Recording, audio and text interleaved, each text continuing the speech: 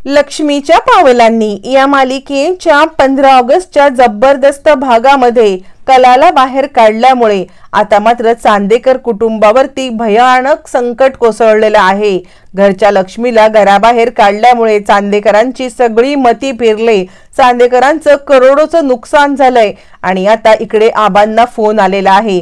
घरच्या लक्ष्मीला घरामध्ये प्रवेश नाकारल्यामुळे आता हे सगळं अनर्थ घडलाय हे आबा सगळ्यांना सांगत आहेत। फोन आल्यावरती आबा म्हणतात चांदेकर ग्रुप ऑफ इंडस्ट्रीला आग लागलेली आहे। आता याच्या पलीकडे होणार काय आहे? नवरात्रीच्या उत्सवामध्ये जर का घरच्या लक्ष्मीचा अशा प्रकारे तुम्ही अपमान करत असाल ना, तर या अपमानाला आता मात्र तोड नाहीये आणि याच अपमानाची देवी आईने तुम्हाला अशी शिक्षा दिली की या सगळ्यामध्ये आपलं चांदेकरची प्रॉपर्टी सगळे जळून खाक झाले, करोडोचं नुकसान झाले। या घरच्या लक्ष्मीचा अपमान केल्याचा हा सगळा बदला आपल्याला मिळालेला आहे। आता तरी तुमचे डोळे उघडले का असं म्हणत नानांनी इकडे आता सगळ्या चांदेकरांची खरडपट्टी काढलेली आहे। अद्वैतचे डोळे उघडलेत, अद्वैत धावत पळत कलाला पाहायला जातोय आणि तितक्यात कलाला चक्कर येते। कलाला आलेली चक्कर पाहिल्यावरती अद्वैत हादरतो आणि तिला आपल्या कुशीत घेत आहे।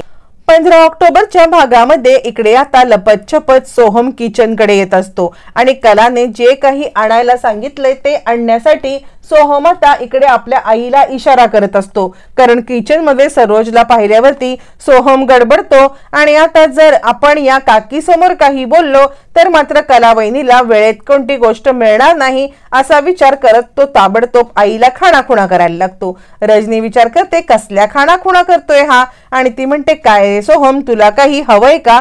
यावरती सोहम म्हणतो आई 2 मिनिटं इकडे येशील का?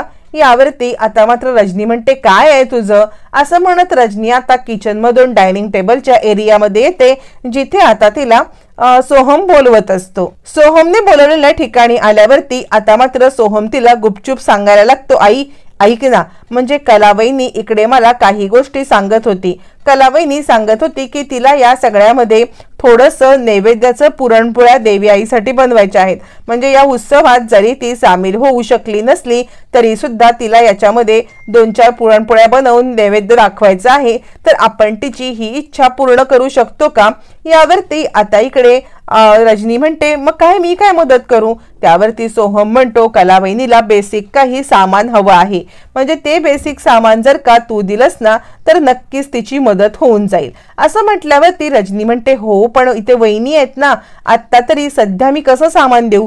सोहम म्हणतो कर ना तू काहीतरी ऍडजस्ट, कारण कलावहिनीला सामान पाहिजे आणि मी तिला प्रॉमिस करून आलोय की जे काही सामान तिला हवे बेसिक फुलपाट लाटणं पुरणपोळीचं जी काही सामग्री ती मी आणेन। मग रजनी युक्ती करते आणि ती आता इकडे सरोजकडे येते। सरोजकडे आल्यावरती रजनी म्हणते वहिनी मला असं वाटतंय तुमच्या रूम मध्ये तुमचा मोबाईल वाजतोय। यावरती सरोज म्हणते नाही ग, मला तर माझ्या मोबाईलचा आवाज वगैरे काहीच आला नाही। यावरती रजनी म्हणते नाही, मी आत्ता तिकडे गेले होते ना सोहमशी बोलायला, तेव्हा मला तुमच्या रूम मधनं आवाज आला। मग मी एक काम करू का, तुमच्या रूम मध्ये जाऊन तुमचा मोबाईल घेऊन येऊ का? असं म्हटल्यावरती रजनीला सरोज म्हणते नको राहू दे, मी माझ्या रूम मध्ये जाते आणि बघते कोणाचा फोन आहे ते। असं म्हणत बरोबर रजनीने डाव साधत आता मात्र सरोजची हक्कलपट्टी किचनच्या बाहेर केलेली असते आणि आता ती पटकन एक पिशवी घेते। पिशवीमध्ये पोलपाट लाटणं सगळं जे काही सामान छोटं मोठं लागतं आणि सगळं काही डाळ गूळ हे सगळं आता एका पिशवीत पटापट भरते। काही छोटी मोठी पातेली टाकते जेणेकरून कलाला ज्याच्यामध्ये बनवता येईल त्याच्यामध्ये ती बनवेल असा विचार करत इकडे आता रजनीने थोडीफार भांडी फटाफट इकडे आता सरोज येण्याच्या आधी भरलेली असतात। मग ती भांडी भरून पटकन ती गुपचूप सोहमच्या स्वाधीन करते। सोहमच्या स्वाधीन भांडी केल्यावरती ती सांगते निघ लवकर इकडून, कुणी तुला पाहायच्या आधी तू इकडून निघ असं म्हणत ती आता सोहमला जायला सांगते। मग मात्र आता सोहम पटकन तिकडून बाहेर येतो, कला वाटच पाहत असते आणि सोहम म्हणतो कलावहिनी हे घे, तुला जे बेसिक सामान हवं आहे ते मी आणलेलं आहे, आता तू देवीसाठी नैवेद्य बनवू शकतेस। कला आता ओल्या अंगानेच म्हणजे जी कळशी आपल्या अंगावरती घेतलेली असते तसे जे सोवळ्यानेच ती आता स्वयंपाक बनवायला लागते। तो सगळा ओलेपणा तिच्या अंगामध्ये भिनलेला असतो आणि कलाला हळूहळू आता ताप पण चढणार असतो। इकडे आता सोहमने सगळं दिल्यावरती कला पोळ्या बनवायला लागते।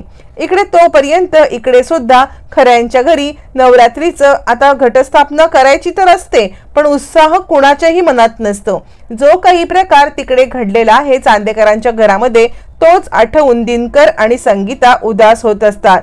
इकडे एकीकडे काम तर चालू असतं, पण तरी सुद्धा डोक्यातनं विचार काही जात नसतात. काजू हे सगळं पाहत असते आणि कलाताईमुळे या दोघांची अशी अवस्था झालेली आहे.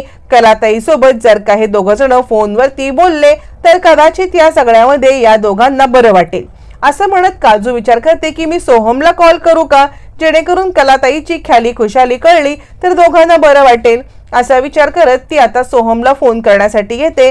तोपर्यंत कलाने 3 दगडांची चूल म्हणजे आता 3 विटांची चूल मांडलेली असते. काही जुने पाने बाजूचे सुकलेले लाकडं गोळा केलेले असतात आणि आता ते पेटवून पुरणपोळ्या करायचा प्रयत्न करते. डाळ भिजत टाकते, गूळ हे करते आणि छानपैकी पुरणपोळी करायला सुरुवात करते. आता सगळं बेसिक सामान असतं, त्याच्यामुळे पुरण वाटण्याचं यंत्र नसतं किंवा बाकी काही व्यवस्थित सामान नसल्यामुळे जे काही उपलब्ध आहे त्याच्यातच आता ती ग्लासने पुरण फोडण्याचं किंवा पुरण बारीक करण्याचं काम करत असते. आणि सागर संगीत नाही तरी सुद्धा बेसिक पद्धतीने ती आता पुरणपोळ्या करतेच. इकडे सरोज आणि रजनी यांच्या पुरणपोळ्या होतात. पुरणपोळ्यांसोबत बाकी सगळा स्वयंपाक होतो. देवी आईला नैवेद्य दाखवण्याची तयारी होते आणि कलाच्या पण अगदी मनापासून केलेल्या छानपैकी पुरणपोळ्या पूर्ण होतात आणि कलाच्या मनाला समाधान मिळतं.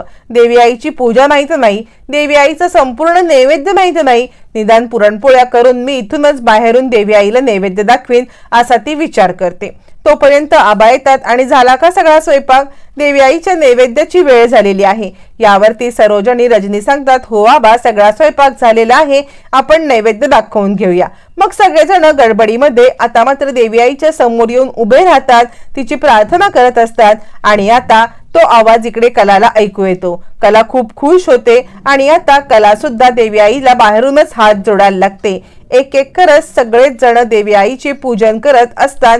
देवी आईचं पूजन होतं, देवी आईची आरती होते आणि सागर संगीत सगळं झाल्यावरती आबा म्हणतात चला नैवेद्य दाखवा देवी आईला.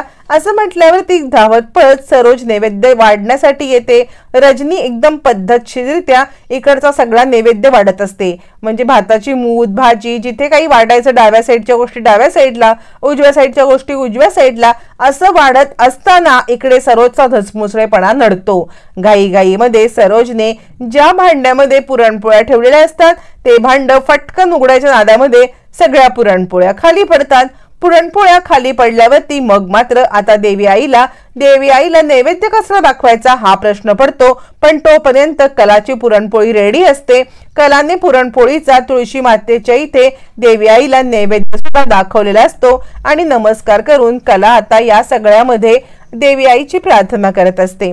तोपर्यंत इकडे कलाचा नैवेद्य दाखवून होतो, कलाची पूजा होते आणि इकडे सरोजच्या हातून पोळ्या सांडल्यामुळे आता इकडे तिला आता रोहिणी म्हणायला लागते काय ग सरोज वहिनी, म्हणजे हे काय केलंस तू? आबा देवी आईसाठी बनवलेल्या पुरणपोळ्या ज्या अर्थी पडलेल्या आहेत त्या अर्थी आपल्याला अनर्थ झालेला आहे, हा अपशकुनच म्हणता येईल नाही का? असं म्हणत सरोज वहिनी तुला इतकी साधी गोष्ट जमत नाही का? इतक्या साध्या पद्धतीने पुरणपोळ्यांचा डबा उघडून तुला ठेवता पण नाही आला? सिरियसली सरोज वहिनी? असं म्हणत काहीतरी अपशकुन झालाय असं रोहिणी सगळ्यांच्या समोर आणते आणि आबा म्हणतात अपशकुन होणार नाही तर काय होणार आहे?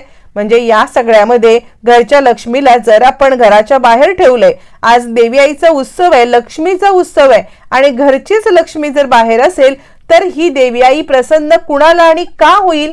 बरोबर आहे, हा अपशकुनच आहे आणि देवी आईला नैवेद्यामध्ये पुरणपोळीच लागते. असं म्हटल्यावर ते सरोज म्हणते असं काही नाहीये आबा, बाकीचं सगळं जेवण रेडी आहे आणि या सगळ्यामध्ये गुळाचा खडा आपण ठेवू शकतो. गुळाचा खडा ठेवून आपण हे नैवेद्य पूर्ण करू शकतो. म्हणजे दरवेळेला पुरणपोळीच हवे असं काही नाही. असं म्हणत माजोर्डी सरोज इथे सुद्धा देवी आईच्या या नैवेद्यात सुद्धा काटछाट करत आता हिला जे योग्य वाटेल तेच करण्याचा प्रयत्न करत असते आणि आता कोणाकडे पर्याय पण नसतो की जे सरोज म्हणते ते ऐकण्याशिवाय. कारण आत्ता पुरणपोळी कधी होणार, पुरणपोळी कधी दाखवणार आणि हा सगळा नैवेद्य कसा होणार हाच विचार सगळेजण करत असतात. त्याच वेळेला आता मात्र इकडे त्यावेळेला सोहम म्हणतो मी एक गोष्ट सांगू का? या सगळ्यामध्ये आता मात्र माझ्याकडे एक युक्ती आहे, कारण ना कलावहिनीने बाहेर बसून थोड्याफार नैवेद्यासाठी पुरणपोळ्या केल्यात, म्हणजे तिला या सगळ्यामध्ये पुरणपोळ्या करायच्या होत्या, तर मी तिला पुरणपोळ्या करताना पाहिलेलं आहे। तर मला असं वाटतंय की आपण देवी आईच्या इकडे नैवेद्यामध्ये कलावहिनीने बनवलेल्या पुरणपोळ्या देऊया का, असं म्हणत आता मात्र सोहमने या सगळ्यामध्ये सगळ्यांना खूप मोठं हे सांगितलेलं असतं आणि त्यामुळे मग मात्र आता आबा म्हणतात, हो आज घरच्या लक्ष्मीच्या हातूनच पुरणपोळीचा नैवेद्य आपल्या इकडे देवी आईला दाखवला जाणार होता आणि म्हणूनच कलाने पुरणपोळ्या बनवल्यात। जा बरं सोहम, तू आण पुरणपोळ्या, असं म्हणत आबा सोहमला पुरणपोळ्या आणण्यासाठी पाठवतात आणि देवी आईने अखेर आपल्या आवडत्या भक्ताकडूनच आपल्याला नैवेद्य करून घेतलेला असतो। आणि या सगळ्यामध्ये आता सरोजचा पूर्णपणे माज उतरलेला असतो, म्हणजे मीच हे करणार, मीच ते करणार अशा सरोजला अद्दल घडते आणि अद्वैत पण विचार करायला लागतो काय हा गोष्ट आहे, म्हणजे आता इकडे घरातल्या पुरणपोळ्या खाली पडतात, कला तिकडे पुरणपोळ्या बनवते आणि त्याच पुरणपोळीचा नैवेद्य आता इकडे देवी आईला लागतोय। अद्वैतला पण जरा आश्चर्य वाटतं। आबा म्हणतात, ही असते देवी आईचा महिमा, तुम्ही घरच्यांनी कितीही घरच्या लक्ष्मीला बाहेर काढण्याचा प्रयत्न केला तरी देवी आईने आपल्या सुनेच्या हातूनच, आपल्या लक्ष्मीच्या हातूनच आपला नैवेद्य करून घेतलेला आहे, असं म्हणत आबा सगळ्यांना सणसणीत टोमणा मारतात। तोपर्यंत इकडे आता कलाकडून पोळ्या घेऊन तिला सगळा प्रकार सांगत इकडे सोहम त्या पोळ्या घेऊन आत येतो। मग आता आपल्या केलेल्या नैवेद्यामध्ये कलाच्या पुरणपोळ्या ठेवत इकडे छानपैकी नैवेद्य दाखवला जातो आणि आता देवी आईला कलाच्या हातच्या पुरणपोळीचा नैवेद्य मिळालेला असतो। कला खूप खुश होते, नाही मला पूजा करायला मिळाली तरी हरकत नाही, पण माझ्या हातून झालेल्या 4 पुरणपोळ्या देवी आईच्या चरणी लागल्या यासारखं दुसरं मला पुण्य नाही, असं म्हणत कला बिचारी छोट्या छोट्या गोष्टीमध्ये स्वतःला खुश ठेवण्याचा प्रयत्न करत असते। फायनली इकडे आता छानपैकी नैवेद्य दाखवला जातो, आरती होते, सगळे मनोभावे देवी आईची पूजा करतात। अद्वैतने आरती धरलेली असते आणि आबांना मात्र अद्वैतच्या बाजूला कलाची कमी सतत जाणवत असते, म्हणजे आज पहिल्यांदा लग्न झाल्यानंतरचा यांचा दोघांचा पहिला उत्सव, पण एकट्याने अद्वैत पूजा करतोय। हा सरोजचा हट्ट, हा अद्वैतचा हट्ट, हा आपल्याला एक दिवशी भोवणार हे आबांना माहिती असतं आणि तसंच घडणार असतं। घरच्या लक्ष्मीला घराबाहेर काढणाऱ्या या चांदेकरांना, या माजोरड्या चांदेकरांना देवी आई करोडोचं नुकसान झेलायला लावणार असते आणि तेव्हाच अद्वैतचे डोळे उघडत जाऊन तो कलाला मिठीत घेऊन घरात घेऊन येणार असतो, पण तोपर्यंत खूप उशीर झालेला असतो। इकडे देवी आईचं पूजन वगैरे छानपैकी होतं, कला बाहेरूनच नमस्कार करते आणि आज माझी भक्ती फळाला आली, माझा नैवेद्य तुझ्यापर्यंत पोहोचला, यासारखं मला कोणतं दुसरं सुख नाही, असं म्हणत कला आता देवी आईची मनोभावे आराधना करत देवी आईकडे साकडं सुद्धा घालत असते आणि आता छानपैकी सागर संगीत पूजा होते। आता मात्र सगळ्यांना जेवण वाढलं जातं, सगळे चांदेकर देवी आईचा नैवेद्य दाखवून डायनिंग टेबलवरती जेवायला बसतात। अंजू सगळ्यांना जेवण वाढत असते। जेवण वाढता वाढता आता मात्र इकडे सगळेजण कलाने बनवलेली पुरणपोळी नाकारायला लागतात, म्हणजे कलाने बनवलेली जर पुरणपोळी खाल्ली तर सरोज वहिनीला काय वाटेल किंवा काय हे सगळं होईल, म्हणून कोणीही कलाने बनवलेली पुरणपोळी खायला तयार नसतं। रोहिणी नकार देते, राहुल नकार देतो, इकडे आता ऑलरेडी रागात असलेलं श्रीकांत तिच्या पोळ्या खायलाच मागत नाही, मला नको पोळी, सरोज म्हणते मला नको पोळी, अमक तमक हे ते सगळेच जण पुरणपोळी खाण्यासाठी नकार दिल्यावरती आबा म्हणतात देवी आईच्या ताटामध्ये जे काही असतं ना ते प्रसाद समजून खायचं असतं, नैवेद्य समजून खायचं असतं, तुम्ही या सगळ्यामध्ये कलाच्या पुरणपोळ्यांना नकार देत नाही आहात तर देवी आईच्या नैवेद्याला नकार देत आहात, असं म्हणत आबा सगळ्यांना दर वेळेप्रमाणे सणसणीत चपराक मारतच चाललेले असतात आणि सगळ्यांचे डोळे उघडतच चाललेले असतात। आता मात्र सगळ्यांचा नाईलाज होतो, कलाने बनवलेली पुरणपोळी ही देवी आईचा नैवेद्य आहे असं आबाने जाहीर केल्यामुळे सगळ्यांना त्या पुरणपोळ्या खायला लागतात, पण आबा मात्र सरोजचे बनवलेल्या तिच्या हातचं काही खायला तयार नसतात। आबांनी आपला हट्ट सोडलेला नसतो। आबा म्हणतात अंजू, माझ्या ताटामध्ये फक्त आणि फक्त देवी आईच्या नैवेद्याची पुरणपोळी दे, बाकी मला काही नको आहे, असं म्हटल्यावरती आता मात्र इकडे अद्वैत म्हणायला लागतो आबा हो असं काय करताय, तुम्हाला गोळ्या घ्यायच्या आहेत, तुमची तब्येत खराब आहे, या सगळ्यामध्ये तुम्ही फक्त पुरणपोळी खाऊन तुम्हाला औषधं घेता येणार नाहीयेत, त्यामुळे प्लीज तुम्ही असं काही हट्टपणा करू नका, या सगळ्यामध्ये तुम्ही थोडंफार तरी आता जेवून घ्या। आबा म्हणतात कसं जेवून घेऊ, आजच्या घट बसल्याच्या दिवशी माझी लक्ष्मी घराच्या बाहेर आहे, माझी नातसून घराच्या बाहेर आहे आणि माझे नातसुनेला अशी शिक्षा मिळालेली असताना मी या सगळ्यामध्ये भरपेट जेवू?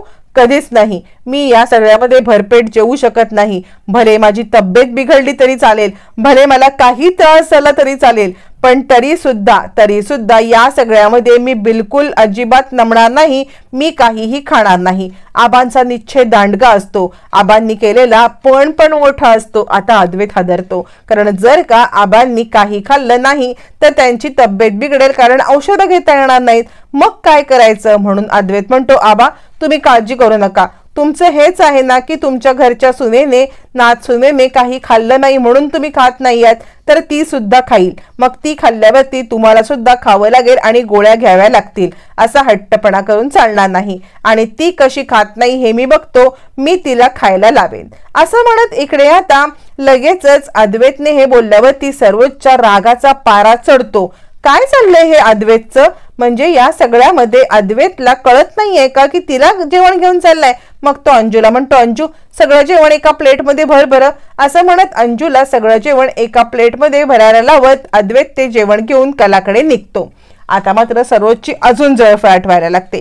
तोपर्यंत कला सगळं उरकत असते. देवी आईचे आभार मानते. माझ्या हातचा नैवेद्य तू गोड मानून घेतलास म्हणून आता सगळी उरकाउरक करत असताना तिकडे आता अद्वैत आणि आता अंजू येते. अंजू म्हणते, हे जेवण तुमच्यासाठी आणले. अद्वैत म्हणतो, देवी आईचा नैवेद्य आहे, जेवून घे. यावरती कला म्हणते, तुझ्या हातून मला काहीही नको आहे. यावरती अद्वैत म्हणतो, हे बघ, हे देवी आईचं जेवण आहे, हा देवी आईचा प्रसाद आहे. देवी आईच्या प्रसादाला तू नाही म्हणू शकत नाहीस. आत्ताच आतमध्ये आबांनी सगळ्यांना सांगितलेलं आहे.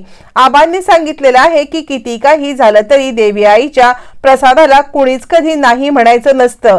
त्यामुळे तुला हे सगळं खावं लागेल. आत्ताच घरामध्ये कोणी काही खात नव्हतं. त्यावेळेला आबांनी सगळ्यांना हे सांगितलंय की देवी आईचा प्रसाद नकारायचा नसतो, त्यामुळे तुला खावं लागेल. आता मात्र आबांचं बोलणं शिरसावंद मानत आता कला कोणतेही आडेवेडे न घेता या सगळ्यामध्ये कला आता त्या देवी आईच्या नैवेद्याला नमस्कार करते. त्यातला पुरणपोळीचा एक तुकडा तोडते आणि तो खाते आणि बाद झालं, अंजू हे सगळं घेऊन जा असं म्हणते. अद्वैत विचार करतो, हिला किती काही समजावून सांगितलं ना तरी सुद्धा हिचं काय वागणं सुधारणार नाहीये. असं म्हणत अद्वैत आत निघून जातो. मग मात्र आता इकडे अंजू म्हणते, ताई असं करू नका. तुम्ही कालपासून काही खाल्लेलं नाहीयेत. असं जर का चालू राहिलं तर मात्र या सगळ्यामध्ये तुम्हाला त्रास होईल आणि तुम्ही स्वतःला त्रास करून घेऊ नका. असं म्हटल्यावरती आता इकडे कला सांगते, नाही, आता माझा स्वाभिमान महत्वाचा आहे. या वेळेला जर का मी झुकले ना तर खूप मोठा गोंधळ होईल. अंजू तू हे आत घेऊन जा आणि आबांना व्यवस्थित खायला देऊन आबांना व्यवस्थित औषध वगैरे होत आहेत की नाही याची तू काळजी घे. मी तिकडे नाहीये, मला खूप काळजी वाटते. तितक्यात तिथे सोहम येतो आणि म्हणतो, वहिनी अगं तू असं का करतेस? म्हणजे कालपासून तू काही खाल्लेलं नाहीयेस. अंजू म्हणते, ते बरोबर आहे.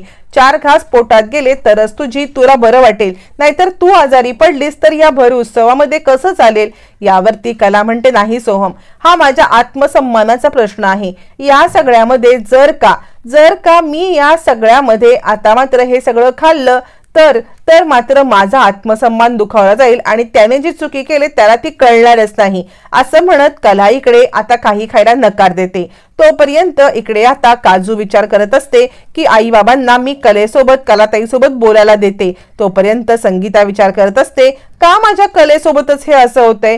का माझ्या कलाला सगळेजण त्रास देत आहेत? ती सगळ्यांसाठी जे भलं करते ते कुणालाच का दिसत नाहीये? का देवी आई माझ्या कलाची परीक्षा पाहतेस? मग तोपर्यंत इकडे आता सोहम फोन लावतो आणि त्यावरती संगीता म्हणते, सोहमराव कशी आहे माझी कला? यावरती सोहम म्हणतो, तुम्ही काळजी करू नका, कलावहिनी ठीक आहे. यावरती आता कला सांगते की मी ठीक आहे आणि मी जेवले असं सांग. सोहम म्हणतो, तुम्ही काही काळजी करू नका, कलावहिनी जेवली आहे. संगीता म्हणते, तुम्ही खोटं बोलताय सोहमराव. माझी कला तुमच्या बाजूला उभी आहे आणि ती तुम्हाला सांगत आहे की ती जेवली म्हणून सांग. हेच ना, तुम्ही हेच सगळं करताय ना? यावरती मग मात्र आता इकडे लगेचच आता सांगायला लागतो सोहम की नाही, देवी आईचा नैवेद्य होता ना, त्यामुळे कलावहिनीने तो नैवेद्य खाल्लेला आहे, तुम्ही काळजी करू नका, कलावहिनी ठीक आहे. यावरती संगीता म्हणते, माझ्या कलेची काळजी घ्या, मला कलेकडे बोलायचं आहे, फोन द्या. असं म्हणत संगीता कलाला फोन देते. आणि काय ग कला, बरी आहेस ना तू काही खाल्लंस का, खरं सांग, माझी शपथ आहे तुला. कला म्हणते, अगं आबांनी देवी आईचा नैवेद्य पाठवला होता आणि तो नैवेद्य मी नक्कीच खाल्लेला आहे, तू नको माझी काळजी करूस, मी खोटं बोलत नाहीये. मी न या सगळ्यामध्ये मी तुला खरं सांगते, पण तू जेवलीस का. यावरती आता मात्र संगीता म्हणते, कशी जेवू ग मी या सगळ्यामध्ये, तू जर का उपाशी आहेस तर मी कशी जेवू शकते, मी नाही जेवू शकत. कला सांगते, आता मी जेवले की नाही, आता तू सुद्धा जेवून घे. असं म्हणत कला आपल्या आईला खोटं खोटं सांगते आणि तुम्ही सुद्धा 4 घास खाऊन घ्या असं सांगते. सोहम म्हणतो, बरं झालं वहिनी तू त्यांना बोललीस, किमान ते जेवतील तरी. त्यानंतर रात्रीच्या वेळेला खूप थंडी पडलेली असते, कला कुडकुडत असते, न जेवण न खावण, त्यात थंड पाण्याची अंघोळ, ते सगळं अंगावरती उमरलेलं पाणी, त्यातच बाहेर बसून केलेलं जेवण, यामुळे कला आजारी पडायला येते. अद्वैत तिच्यासाठी एक गादी घेऊन येतो आणि ही गादी घे, अंगावरती काहीतरी होईल तुला. यावरती कला म्हणते, तू दिलेली एक तीळ सुद्धा मला नकोय, तू दिलेली एकही गोष्ट मला नकोय, कळलं तुला. असं म्हणत चिडलेली कला त्याचा आता हे सगळं नाकारते आणि तिथेच ठेवते. अद्वैत म्हणतो, तुला घ्यायचं तर घे, नाही तर नको घेऊस. असं म्हणत खूप मोठं ब्लँकेट जे अद्वैतने आणलेलं असतं ते स्टूलवरती ठेवून अद्वैत निघून जातो. दुसऱ्या दिवशी घडलेली घटना एकदम भयानक असते. देवी आईच्या घट बसल्याचा दुसरा दिवस असतो. आबांना कंपनीमधून फोन येतो, कंपनीमध्ये आग लागलेली असते. आग लागल्यामुळे आता मात्र आबा सांगतात, तुम्ही घरच्या लक्ष्मीचा जो काही अपमान केलात ना, तो अपमान तुम्हाला भोवलाय. घरच्या लक्ष्मीला घराबाहेर नवरात्रीमध्ये ठेवल्यावरती काय होतंय कळतंय का. आपल्या चांदेकर फॅक्टरीला आग लागले, करोडोचं नुकसान झालंय, देवी आईने कोप झालाय. असं म्हणत अद्वैतला आता मात्र डोळे उघडत तो कलाकडे येतो. कलाला पाहतो तर काय, कला चक्कर येऊन पडलेल्या कलाला अद्वैत सावरतो. या सगळ्यामध्ये कलाचं महत्व अद्वैतला समजून डोळे उघडलेले आहे.